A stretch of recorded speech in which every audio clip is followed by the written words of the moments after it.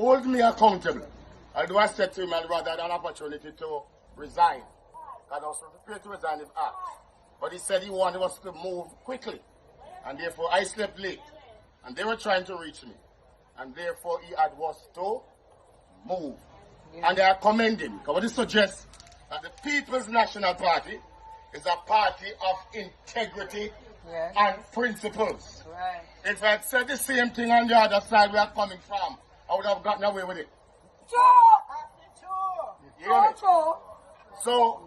So, comrade leader acted the right way.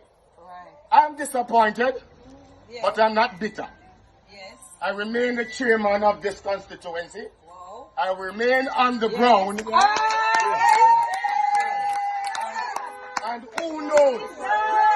Who knows what come out of that? I say no more on that. But I'm going nowhere.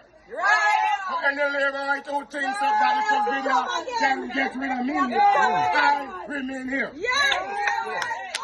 going to remain here and work hard until the victory and the PNP is returned to Northern Trinidad. Only this morning they sent somebody to the face of the walls. What they broke our office. The night before election they broke Comrade Mark Campbell office where we meet sometimes. Right? We see the emergence of a kind of nasty politics. Right? After this woman was called over. And I don't mince the words with a talk. Right? I have run here 3 times as JLP. And we have never seen that kind of acrimony and nasty politics, even when I was running against one of them. We had harmony. We ran a good campaign. Nobody not throwing nobody flyer. Nobody not burning nobody house. Right?